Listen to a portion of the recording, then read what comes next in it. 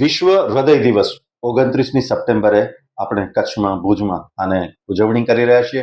Accord હોસ્પિટલના પોડકાસ્ટની શ્રેણીમાં આજે મલ્ટી સ્પેશિયાલિટી સુપર સ્પેશિયાલિટી હોસ્પિટલના એક ખૂબ અગત્યના ફેક્ટર અને એ છે ઓર્થોપેડિક સર્જન. એમની સાથે વાત કરી રહ્યા છીએ. આપણી સાથે ડૉક્ટર શમસુદ્દીન ખોજા છે અને ડૉક્ટર ખોજા છે એ સ્પાઇન સર્જન છે, ટ્રોમા માટેના સ્પેશિયાલિસ્ટ છે અને જોઈન્ટ રિપ્લેસમેન્ટના પણ સ્પેશિયાલિસ્ટ છે. ડૉક્ટર સાહેબ, આ ત્રણેય વસ્તુઓ એવી છે કે જે અત્યારે એવી રીતે સલાહ મળે કે જ્યારે કોઈક નાના ટાઉનમાં હોઈએ, બી ટાઉન સી ટાઉનમાં, ત્યારે એને અમદાવાદ, મુંબઈ, દિલ્હી ત્યાં વધારે સારું પડે, ત્યાં એક્સપર્ટ વધારે હોય, એવી માણસોની ધારણા છે.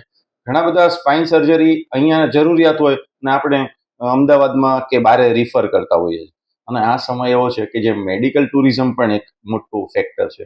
ત્યારે આ જે આપણી એકોર્ડ સુપર સ્પેશિયાલિટી હોસ્પિટલ છે એમાં આપણે એવું સેફલી કહી શકીએ કે આવી જે સારવારો છે એ ત્યાંની પેરેલલ આપણે અહીંયા આપી શકીએ એમ છે. જી બિલકુલ. એક ટાઈમ એવો હતો કે જ્યારે આપણે આવો કોઈ પણ કોમ્પ્લેક્સ ટ્રોમા આવે કે કોમ્પ્લેક્સ સર્જરીઝ આવતી હતી ત્યારે આપણને જે કોઈ બી પેશન્ટ હતા એને ફર્ધર રિફર કરવાની જરૂર પડતી હતી. પણ હવે જે ડોક્ટર્સ જે પહેલે અમદાવાદમાં જે કામ કરતા હતા, જેમ કે જસ્ટ ફોર એન એક્ઝામ્પલ હું મારું એક્ઝામ્પલ આપું કે આપણા અહીંયા હોસ્પિટલમાં ન્યુરોસર્જન છે કે જે ઓલરેડી દિલ્હી અને અમદાવાદ એ બે લેવલ પર કામ કરીને પછી ભુજમાં આવેલા છે. એટલે જે સારવાર જે કંઈ બી ટ્રીટમેન્ટ હતી એ જે અમદાવાદ અને જે મેટ્રોપોલિટન સિટીઝમાં જે થતી હતી એ સેમ વસ્તુ હવે ભુજમાં આવી ગઈ છે. તો એટલે હવે પેશન્ટનો જે રિફર કરવાનું જે કંઈ બી જે પ્રોબ્લેમ્સ જે આવતો હતો એ હવે નથી આવતો.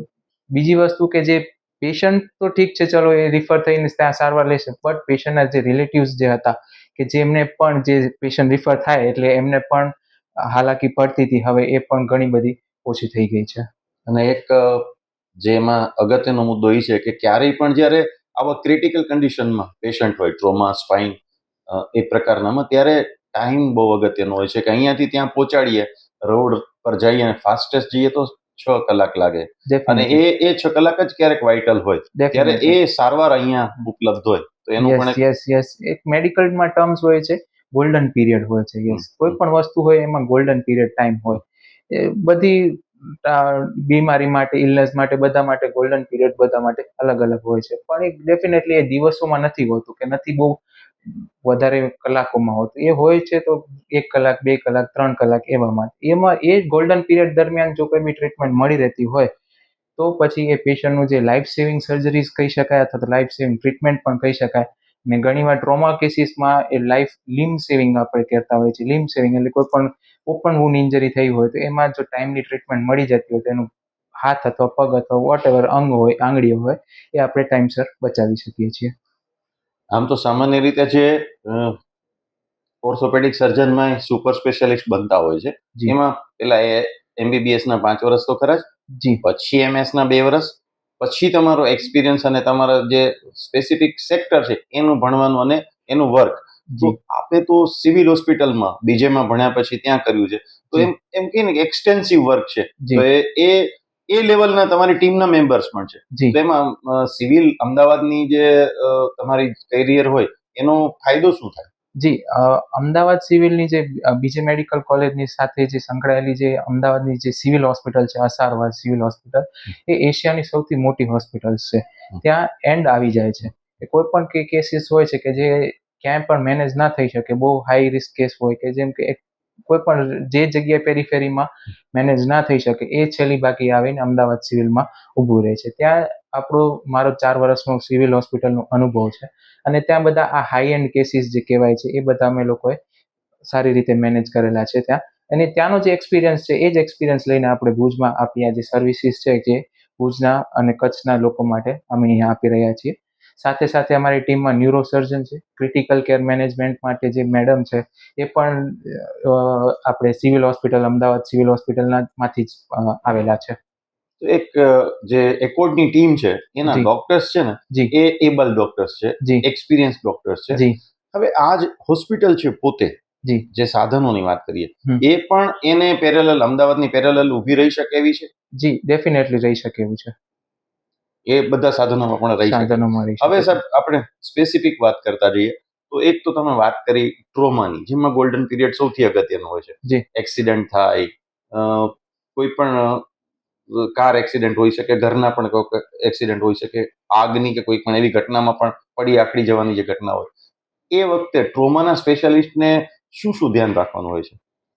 ટ્રોમામાં કોઈ પણ ટ્રોમા હોય, ડિપેન્ડ્સ, એ બધાનું અલગ અલગ મેનેજમેન્ટ હોય છે. કોઈ પણ ટ્રોમા હોય એનું એક ગાઈડલાઇન્સ હોય, હમ.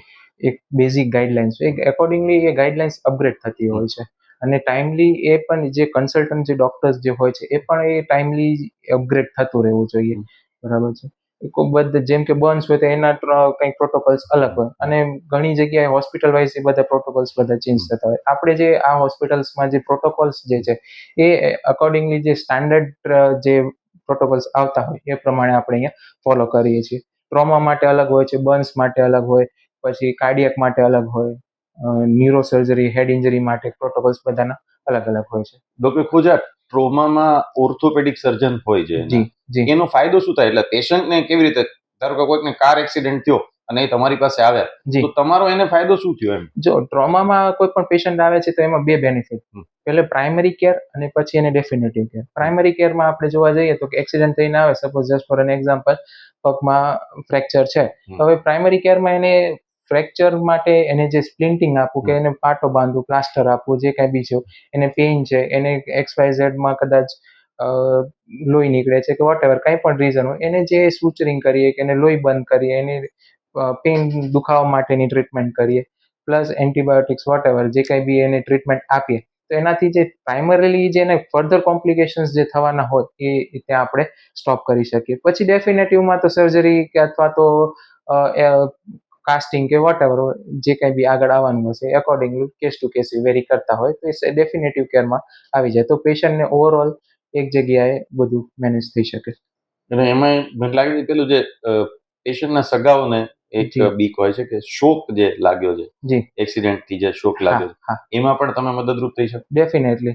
એટલે પેશન્ટને એકચ્યુઅલી છે ને કોઈ પણ એક્યુટ એટલે અથવા તો એક્યુટ એટલે કહી શકીએ અચાનકથી જે થયેલું વસ્તુ હોય, એટલે અચાનકથી પેશન્ટ અને પેશન્ટના સગા બહુ ગભરાઈ જતા હોય છે. વસ્તુ ઘણીવાર બહુ માઇનર સ્ક્રેચ હોય તેમ છતાં એ લોકો ગભરાઈ જતા હોય કે શું મોટી વસ્તુ થઈ. આપણે પેશન્ટને કાઉન્સેલિંગ કરી અને એ લોકોને અકોર્ડિંગલી ટ્રીટ કરી એમને થોડુંક સાંત્વના મળે અને થોડાક એ કન્ડિશન સમજી શકે અને એકોર્ડિંગલી એ લોકો શાંત થઈ શકે. હવેના જે બે પોઈન્ટ છે આપણા, એ એક તો સ્પાઇન સર્જરી છે અને બીજો છે એ ની રિપ્લેસમેન્ટ અથવા તો જોઈન્ટ રિપ્લેસમેન્ટની વાત કરી કોઈ પણ.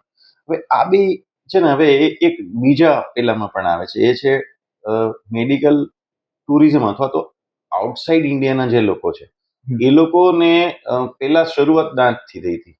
અમેરિકામાં, યુરોપમાં, ઇવન મિડલ ઇસ્ટમાં પણ આપણે ત્યાં જેવા ડોક્ટર છે ને એવા એક્સપર્ટ ડોક્ટર નથી, એવું એ લોકોનું માનવું. પ્લસ ખર્ચો બહુ છે ત્યાં. ધારો કે ત્યાંનું બિલ છે એના લગભગ 15%, 20%માં આપણે અહીંયા કામ થઈ જાય.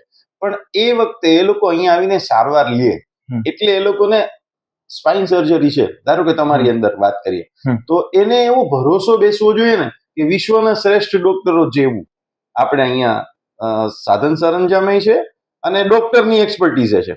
તો એ શું હોય છે, ત્યાં હોય ને આપણે હોય તો શું ફેર પડે, અથવા તમને શું લાગે છે? જો સર્જરીમાં ખર્ચા સિવાય બીજું એક જે આપણે અગાઉ વાત કરી, ટાઈમ ઇમ્પોર્ટન્ટ છે. જ્યારે આપણે જે બધી ફોરેન કન્ટ્રીઝમાં જોવા જઈએ તો એવરેજ ખાલી MRI કરાવવા માટે અથવા તો કોઈ પણ રેડિયોલોજીકલ ઇન્વેસ્ટિગેશન કરાવવા માટેનું એવરેજ વેઇટિંગ ટાઈમ હોય છે 8 to 9 months જેટલો. 9 months પછી તમારું MRI થાય, એના પછી સર્જરી માટે તમારો પોસ્ટ થાય, અને એ આવતા ઓલમોસ્ટ 1-1.5 વર્ષ જેવું નીકળી જતું હોય છે ટાઈમ. આપણે જે અહીંયા ઇન્ડિયામાં જે છે એ ટાઈમ જે છે એ બહુ શોર્ટ હોય છે. પ્લસ આપણે જે અગાઉ જે નંબર ઓફ કેસીસ જે આપણે કરેલા હોય as compare to foreign countries, ઇન્ડિયાઝમાં આઈ ગેસ મારાથી બધા એગ્રી કરશે કે ઇન્ડિયામાં નંબર ઓફ જે કેસીસ છે, સર્જરીઝ છે, એ ત્યાં કરતાં અહીંયા વધારે થાય છે. આપણા જે આઉટકમ્સ જે ઓલરેડી જે પ્રીવિયસ સર્જરીઝ થયેલા હોય એ લોકો જોઈને આપણે એ લોકોને બતાવી શકીએ. ડોક્ટર ખુજા, તમારી વાતમાં ખાલી એડ કરવાની કોશિશ કરું કે world wide Indian doctors best છે એવું તો માને છે, બધા લોકો માને છે. પ્લસ આપણે 1 અબજ 40 કરોડ છે, એટલે પોપ્યુલેશન, શિયર પોપ્યુલેશનનો સ્ટોક એવડો છે ને આપણો કે આટલા તો કોઈ પાસે ન હોય, એટલે તમારી પાસે વેરાયટી પણ વેરાયટી બી મળેલ and the reason behind this is કે હેન્ડ્સ ઓન પણ અમારી ટ્રેનિંગ વખતે જ્યારે અમને જે હેન્ડ્સ ઓન જે મળવા જોઈએ જે એ બહુ ઇમેન્સ મળે. અને ખાસ કરીને હું વાત કરીશ કે અમદાવાદ સિવિલમાંથી જે અમને જે હેન્ડ્સ ઓન જે મળેલા છે અને જે એક્સપિરિયન્સ મળેલો છે ધેટ ઇઝ ઇમેન્સ. એટલે એ બદલાવી ના શકાય એવો છે એની યસ સામે. યસ અને તમે એક સરસ પોઈન્ટ આમાં લીધું કે આ યુરોપિયન કન્ટ્રીમાં કે અમેરિકન કન્ટ્રીમાં, ઓસ્ટ્રેલિયનમાં આ બધામાં ડોક્ટર્સ ને જે કાયદાઓની નીચેથી પસાર થવું પડે છે એના કરતા થોડાક આપણે ત્યાં વધારે હ્યુમેનિટેરિયન કાયદા છે કે જેથી આપણે તરત જ પેશન્ટને, કારણ કે નહીતર પેલા ડોક્ટરને ઇન્સ્યોરન્સની બીકમાં જે કરવું કે નહીં, અહીંયા ઇન્સ્યોરન્સ એ છે અત્યારે ડોક્ટર ફ્રેન્ડલી છે કે એ બધી વસ્તુઓ છે એ ડોક્ટર ફ્રેન્ડલી છે કે જેથી કરીને સર્જરી તમે ક્વિક ડિસિઝન લઈ શકો. યસ, અને તમે કીધું એમ સાચું છે કે MRI કરાવો અથવા તો સોનોગ્રાફી કરાવી હોય ને એના માટે એ લોકોને નામ લખાવ્યા પછી એને બહુ લાંબો ટાઈમ લાગે છે. યસ, ત્યાં તમે જલ્દી કરી શકો છો. એટલા જે બહારના છે એ લોકો માટે બહુ સારા છે. હવે સાહેબ જે સ્પાઇન સર્જરીની પણ જે અગાઉ છે એની જ વાત કરીએ તો ટ્રોમામાં જે આપણે ક્વિકલી અહીંયા કરી શકીએ છીએ એમ સ્પાઇન સર્જરીમાં પણ તમે એવું કહી શકો કે આપણે સાધન સરંજામની દ્રષ્ટિએ ન્યુરો સર્જરી કે સ્પાઇન સર્જરીમાં પણ બે અલગ અલગ વાત છે, પણ એમાં પણ આપણે મુંબઈની કે અમદાવાદની કોઈ પણ સારી હોસ્પિટલની હરોળમાં ઉભા રહી શકીએ એવા છીએ એવું તમને લાગે છે? એટલે ટાઈમ બદલાઈ રહ્યો છે, સ્ટેબલ નથી રહ્યો. અત્યારે ધીમે ધીમે જે એ લોકો પાસે જે ટેકનોલોજીસ જેમ જેમ આવતી જાય છે તેમ ઉપરથી નીચે સુધી પણ ટેકનોલોજીસ આવતી જાય છે, તેમ ટાઈમ ટુ ટાઈમ બધા અપગ્રેડ થતા રહે છે. એટલે ઇમ્પ્રુવિંગ છે અને આઈ ગેસ વેરી શોર્ટ ટાઈમમાં એ બધું હાઈ એન્ડ ટેકનોલોજીસ ભુજમાં પણ આવી જશે. અને જે એવરેજ જે સર્જરી છે એમાં તમે એટલા જ એક્સપર્ટ છો અથવા એટલું જ સક્ષમ છો, કેપેબલ, કે અહીંયા એ તમે એને હેન્ડલ કરી શકો. જી, કોઈકને ફટાફટ આપણે દરેક વખતે અમદાવાદ રિફર કરવાની જરૂર નથી. દર વખતે જરૂર નથી પડતી. બીજું વસ્તુ કે વિશ્વાસની એક વસ્તુ છે કે પેશન્ટને જો લોકલી આપણે પ્રેક્ટિસ કરતા હોઈએ, લોકલ આપણે લેંગ્વેજમાં વાત કરતા હોઈએ તો પેશન્ટને થોડુંક કમ્ફર્ટ પણ લાગે, સિમ્પથી પણ લાગે. એટલે એ પણ એક બહુ મેજર ફેક્ટર્સ છે કે જે પેશન્ટ માટે સારું છે. જેમ કે હું કચ્છનો છું, આઈ કેન સ્પીક, હું કચ્છી બોલી શકું છું, તો પેશન્ટ સાથે કચ્છીમાં વાત કરીએ. Technology competence is all together બીજી વસ્તુ છે, પણ પેશન્ટ સાથે જે સિમ્પથી જે મળે, આપણે લોકલ લેંગ્વેજમાં જે કચ્છીમાં જે વાત કરીએ અને પેશન્ટ સાથે જે વાત કરીએ તો એમાં એક સિમ્પથીનો જે બીજું વસ્તુ મળે એ વસ્તુ અલગ વસ્તુ છે. એટલે એ લોકોને જે કસ્ટમાઇઝ હોવાની ફિલિંગ આવે એનાથી છે. હવે સાહેબ જે ત્રીજી તમારી એક્સપર્ટાઇઝ છે એ છે જોઈન્ટ રિપ્લેસમેન્ટ. જી. અને બહુ જ લાંબા સમય નથી ગયો જોઈન્ટ રિપ્લેસમેન્ટમાં લોકો કન્વિન્સ થાય ને કરાવવા માંડ્યા છે. એને બહુ લાંબો સમય નથી થયો, હમણાં ને એ વસ્તુ છે. તો એક તો પહેલા તો એની સક્સેસ કેવી છે આખી ટેકનોલોજીની જોઈન્ટ રિપ્લેસમેન્ટમાં જો કોઈ પણ જોઈન્ટ રિપ્લેસમેન્ટ હોય, સ્પાઇન હોય, ટ્રોમા હોય, કંઈ પણ હોય, એ વેરિયેબલ ફેક્ટર્સ છે. ઘણા બધા ફેક્ટર્સ છે કે જે ઓવરઓલ સક્સેસને ઇન્ફ્લુઅન્સ કરે છે. જો મેજોરિટી ઓફ ધ કેસમાં એ જો ફેક્ટર્સ કંટ્રોલ્ડ હોય તો success rate is like more than 95%, 95 to 99% જેટલું સક્સેસ રેટ છે. જોઈન્ટમાં અમે નીની જ વાત કરીએ તો ની રિપ્લેસમેન્ટ સર્જરી આપણે એક નામ આપ્યું છે. જી. પણ હું એવું ભણ્યો છું તમારા જેવા મિત્રો પાસેથી કે ની રિપ્લેસમેન્ટમાં કઈ રિપ્લેસ હોતું જ નથી. ની રિપ્લેસમેન્ટ એટલે એકચ્યુઅલી જોઈન્ટ રિપ્લેસ છે, આખા ની રિપ્લેસ નથી થતું. જસ્ટ ફોર, હું પેશન્ટોને એવી રીતે સમજાવું કે જસ્ટ ફોર એન એક્ઝામ્પલ, આ દિવાલ છે, દિવાલ જર્જરિત થઈ ગઈ છે, બરાબર. હવે આપણે દિવાલ બદલી નથી શકતા. દિવાલનો જે પ્લાસ્ટર છે એ આપણે કટ કરી અને ઉપર નવો પ્લાસ્ટર કરી અને આપણે એને ટાઇલ્સ નાખી દઈએ. That is the basic behind replacement surgery. આપણે આખી નવી દિવાલ નથી નાખતા, આખા નવા હાડકા નથી નાખતા. આપણે જે જોઈન્ટ જે છે એ નેચરલ જોઈન્ટ જેવું પણ નથી લઈ શકતા, પણ બેઝિક ફંક્શન્સ જે છે એ કરી શકે પેશન્ટ, એટલું આપણે એને રિપ્લેસ કરી દઈએ છીએ. પણ એ ની રિપ્લેસમેન્ટ ક્યારે બોલ જે રિપ્લેસ કરો છો ત્યારે તો તમે લોકો નવો જ બોલ નાખો. જી, હિપ રિપ્લેસમેન્ટ પર સેમ વસ્તુ જ છે કે આપણે એના જેવું કરી શકીએ, એનું ફંક્શન જે ઓરિજિનલ ફંક્શન હોય કે એ અપ ટુ સમ એક્સટેન્ટ આપણે કરી દઈએ છીએ. બટ હવે જેમ કે હિપ રિપ્લેસમેન્ટ કરીએ તો એમાં એવું એડવાઇઝેબલ છે કે નીચે બેસવાનું, સીડી ચડવાનું એ બધું ઓછું કરવાનું અથવા તો નહીં કરવાનું, એ બધું વસ્તુ છે. પણ ટૂંકમાં આપણે જોઈન્ટ રિપ્લેસમેન્ટમાં જેવા ઇન્ડિયામાં આપણે કરી શકીએ લગભગ એટલું સારું કામ અહીંયા કરી શકીએ. ડેફિનેટલી એટલું કરી શકીએ છીએ. રિપ્લેસમેન્ટમાં પ્રાઇમરી રિપ્લેસમેન્ટ અને રિવિઝન રિપ્લેસમેન્ટ આપણે અહીંયા બંને રિપ્લેસ થાય. જે અગાઉ એકવાર થઈ ગયેલું હોય અને કોઈ પણ રીઝનના કારણે બીજી વાર કરવાની જરૂર પડે તો આપણે અહીંયા બીજી સેકન્ડ સ્ટેજ પણ સર્જરી આપણે કરી શકીએ છીએ. હું એ નોર્મલ ઓર્થોપેડિક સર્જનને પૂછવાના સવાલો અહીંયા એવોઇડ એટલે કરું છું કે હવે તમે સળીઓ નાખો છો કે બીજી પણ તમે કઈ રીતે ટેકનોલોજીનો યુઝ કરો છો, કારણ કે એ તો થાય જ છે બધી વસ્તુ. એનાથી ઉપરના સ્ટેજના સવાલ તમને પૂછ્યા છે મેં, એટલે એ લોકો સમજી શકશે કે મલ્ટી સ્પેશિયાલિસ્ટ હોસ્પિટલના ડોક્ટરની પાસે આપણે વધારાનું શું અપેક્ષિત રાખી શકીએ. નોર્મલ તો થઈ જ જાય એમ. ફિઝિશિયન પાસે જાય તો શરદીનો ઉપાય તો કરી જ દે, પણ હાર્ટના પ્રોબ્લેમને માટે આપણે ખાસ એને મળવા જતા હોઈએ. એના જેવી રીતે આપણી પાસે અપેક્ષા છે. સાહેબ, આમાં એક 3-3 અને ખાસ કરીને જે ની રિપ્લેસમેન્ટ છે, ની ભૂલી જઈએ શબ્દ, જોઈન્ટ રિપ્લેસમેન્ટમાં, એમાં ખાસ કરીને ફિઝિકલ ફિટનેસ અને ડાયટનો બહુ જ મોટો રોલ છે. એટલે તમે ફિઝિકલ ફિટનેસ માટેના સ્ટેપ્સ લોકોને નોર્મલ એડવાઇસ કરો છો. આપણે એવો જ એક કાર્યક્રમ, જે 29th કાર્યક્રમ છે ને, એના માટેનો જ કાર્યક્રમ છે કે જ્યારે આપણે લોકોને એમ કહીએ છીએ કે ઓવરઓલ વેલનેસ ઉપર તમે ધ્યાન દો. અને એમાં જો ઓર્થોપેડિક સર્જન કોઈકને કે ભાઈ આમાં વેલનેસની જરૂર છે, તો રાઈટ ફ્રોમ હોર્સિસ માઉથ તમે સાહેબ કસરતની વાત અલગ અલગ ઉંમરમાંય કરો અને ડાયટની વાત કરો. સૌથી પહેલા જો કોઈ કસરત છે એના બે ઇમ્પોર્ટન્ટ વસ્તુ છે. એક ફિઝિકલ ઇમ્પોર્ટન્સ છે અને એક મેન્ટલ ઇમ્પોર્ટન્સ છે. આપણે આ રિપ્લેસમેન્ટ અને જોઈન્ટની વાત ચાલે છે તો એમાં ફિઝિકલ ઇમ્પોર્ટન્સ વધારે ઇમ્પોર્ટન્ટ રહેશે, અને પ્લસ હાર્ટ રિલેટેડમાં પણ ફિઝિકલ ઇમ્પોર્ટન્સ એક્સરસાઇઝના શું છે એ હું આપને જણાવું. તો ઓવરઓલ ઇમ્પોર્ટન્સ એ છે કે પહેલી વસ્તુ કે એ જે એક્સરસાઇઝ કરવાથી જે હાર્ટ, લંગ્સ, બ્રેન, જે જે શરીરના જે ઇમ્પોર્ટન્ટ ઓર્ગન્સ છે ત્યાં બ્લડ ફ્લો વધારે થાય છે. એના કારણે જે એનું ફંક્શનિંગ છે એ પ્રોપર થતું હોય છે. બીજી વસ્તુ જે આપણા જે સ્ટેમિના છે, આપણા બોડીનું સ્ટેમિના છે, એ બધું સારી રીતે ઇમ્પ્રૂવ કરે છે. મસલની સ્ટ્રેન્થ ઇમ્પ્રૂવ કરે છે. આપણી બોડીની ફ્લેક્સિબિલિટી સારી રીતે ઇમ્પ્રૂવ થાય છે. સ્ટ્રેન્થ વધે છે. સ્ટ્રેન્થ વધવાથી જે આપણા જે બોન્સ છે એ સ્ટ્રોંગ થાય છે. સ્ટ્રોંગ થવાથી જે આપણે સામાન્ય એકદમ ટ્રિવિયલ પ્રમાણે સામાન્ય રીતે ચાલતા થોડું ઘણું લચકી જવાયને જે ફ્રેક્ચર થતા હોય છે એ ઘટી જાય છે, અથવા તો એ વેરી મિનિમલ થતા હોય છે. બીજું, રિસ્ક ઓફ ઓસ્ટિયોપોરોસિસ જે છે કે હાડકાની જે ઘનતા છે એ ઓછી થઈ જતી હોય છે, તો એને પણ અટકાવી શકાય છે. બાકી મેન્ટલી જો આપણે વાત કરવા જઈએ તો એક્સરસાઇઝ કરવાથી શરીરમાં ઘણા ફીલ ગુડ હોર્મોન્સ જેમ કે એન્ડોર્ફિન્સ છે, એન્સેફેલિન્સ છે, એ બધા થતા હોય છે. તો એનાથી આપણે જે આપણું જે મેન્ટલ ફટીગ છે એ ઓછું થઈ જાય છે અથવા તો નીલ થાય છે. સારી ઊંઘ આવે છે, આપણી મેન્ટલ પાવર વધે છે, મેમરી પાવર વધે છે. અને ત્રીજી વસ્તુ, મેમરી બી શાર્પ થાય છે. અને જે ઓવરઓલ જે આપણું એકેડેમિક પરફોર્મન્સ હોય છે સ્કૂલ્સમાં, કોલેજીસમાં, પ્રોફેશનલ વર્લ્ડમાં, જે એકેડેમિક જે પરફોર્મન્સ છે કહી શકાય, પ્રોફેશનલ પરફોર્મન્સ છે, એ બધા ઇમ્પ્રૂવ થતા હોય છે.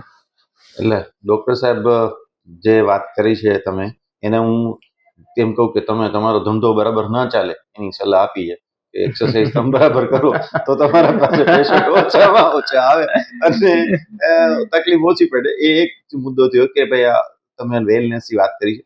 અને ટૂંકમાં તમે એમ કીધું છે કે એક વખત કોઈક આંકડા વાંચતો હતો ને ત્યારે મને એમ કોઈએ કીધું કે સૌથી વધારે કયા એક્સિડન્ટથી માણસ મરી જાય છે અથવા તકલીફમાં પડે છે, કઈ જગ્યાએ થતા હશે. તો એ કદાચ રિલાયબલ હોય કે નહીં, પણ વાત માનવા જેવી છે કે બાથરૂમના એક્સિડન્ટમાં જે લપસીને પડી જાય ને એમાં સૌથી વધારે માણસો મરી જાય છે, કારણ કે બોન ડેન્સિટી આપણે ગુમાવીએ છીએ અને એને લીધે આપણે તો એ બોન ડેન્સિટી અને બાકીની વેલનેસની પણ વાત કરી, આપણે એન્ડોર્ફિન્સની પણ વાત કરી, ફીલ ગુડ ફેક્ટરની વાત કરી, બધા એક્સરસાઇઝમાં જરૂરી છે.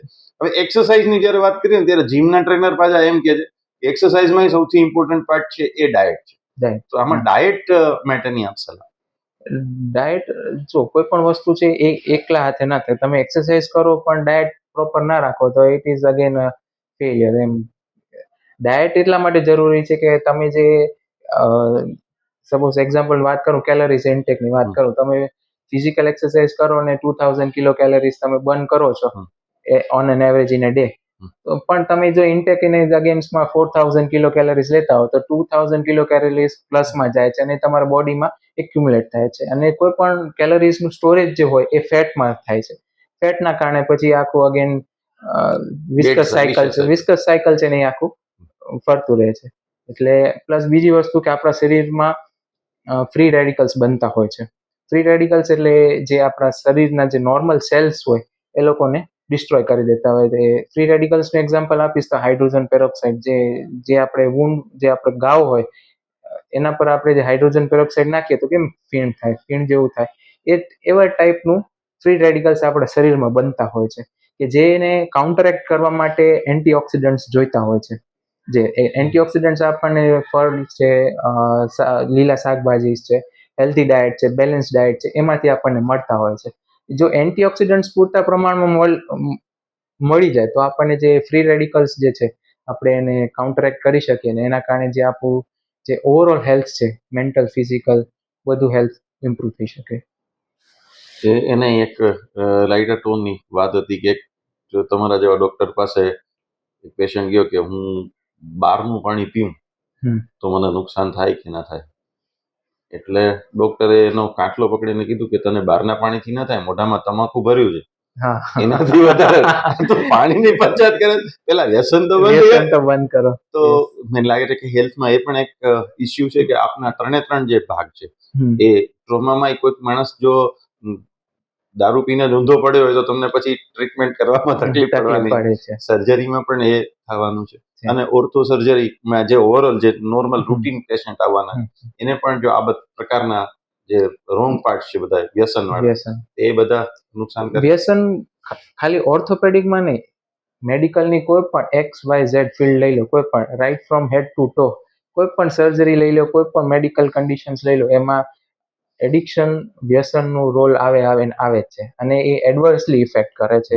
એ કોઈ સારી બાબત નથી કે જેનાથી મેડિકલ ફિલ્ડમાં તમને બેનિફિટ થતું હોય છે. તો ડોક્ટર સાહેબ એક કમ્પ્લીટ મલ્ટી સ્પેશિયાલિટી હોસ્પિટલના એક ઇમ્પોર્ટન્ટ પાર્ટ જેનાથી એની વગર એને મલ્ટી સ્પેશિયાલિટી હોસ્પિટલ કહી જ ના શકાય એવા ડૉક્ટર સાથે આપણે વર્લ્ડ હાર્ટ ડેના વાત કરી છે. અને આપણે યાદ રાખીએ કે હૃદયની સાથે સાથે હાથ પગ પણ સાજા રહેવા જોઈએ અને હાડકા સાજા હોય તો બાકીનું કામ સારું થાય. તો એવા એક્સપર્ટ ડૉક્ટર શમસુદ્દીન ખોજા, તમે મારી સાથે વાત કરી એના માટે હું આપનો ખૂબ ખૂબ આભાર માનું છું અને મને લાગે છે લોકોને ખૂબ બેનિફિટ આપના નોલેજનો મળ્યો હશે. Thank you.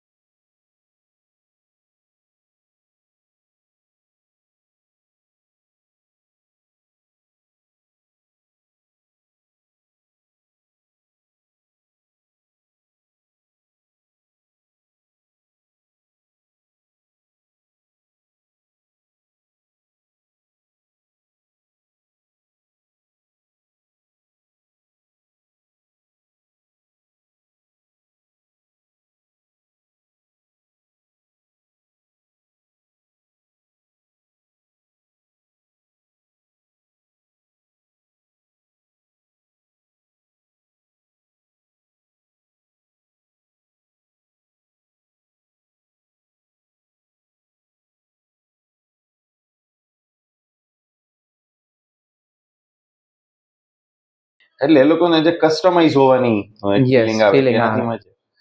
હવે સાહેબ જે ત્રીજી તમારી એક્સપર્ટાઇઝ છે એ છે જોઈન્ટ રિપ્લેસમેન્ટ. જી અને બહુ જ લાંબા સમય નથી ગયો જોઈન્ટ રિપ્લેસમેન્ટમાં લોકો કન્વિન્સ થાય ને કરાવવા માંડ્યા છે. એને બહુ લાંબો સમય નથી થયો, હમણાં ને એ વસ્તુ છે.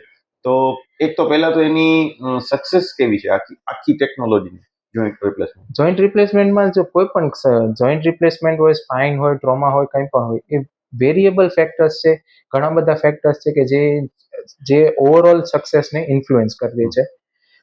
જો મેજોરિટી ઓફ ધ કેસમાં એ જો ફેક્ટર્સ કંટ્રોલ્ડ હોય તો success rate is like more than 95%, 95 to 99% જેટલું સક્સેસ રેટ છે. જોઈન્ટમાં અમે નીની જ વાત કરીએ તો ની રિપ્લેસમેન્ટ સર્જરી આપણે એક નામ આપ્યું છે, જી પણ હું એવું ભણ્યો છું તમારા જેવા મિત્રો પાસેથી કે ની રિપ્લેસમેન્ટમાં કઈ રિપ્લેસ હોતું જ નથી. ની રિપ્લેસમેન્ટ એટલે એકચ્યુઅલી જોઈન્ટ રિપ્લેસ છે. આખા ની રિપ્લેસ નથી થતું. જસ્ટ ફોર હું પેશન્ટોને એવી રીતે સમજાવું કે જસ્ટ ફોર એન એક્ઝામ્પલ આ દિવાલ છે, હા. દિવાલ જર્જરિત થઈ ગઈ છે, હા. બરાબર. તો હવે આપણે દિવાલ બદલી નથી શકતા. દિવાલનો જે પ્લાસ્ટર છે એ આપણે કટ કરી અને ઉપર નવો પ્લાસ્ટર કરી અને આપણે એને ટાઇલ્સ નાખી દઈએ. That is the basic behind replacement surgery. આપણે આખી નવી દિવાલ નથી નાખતા, આખા નવા હાડકા નથી નાખતા. આપણે જે જોઈન્ટ જે છે એ નેચરલ જોઈન્ટ જેવું પણ નથી લઈ શકતા, પણ બેઝિક ફંક્શન્સ જે છે એ કરી શકે પેશન્ટ એટલું આપણે એને રિપ્લેસ કરી દઈએ છીએ.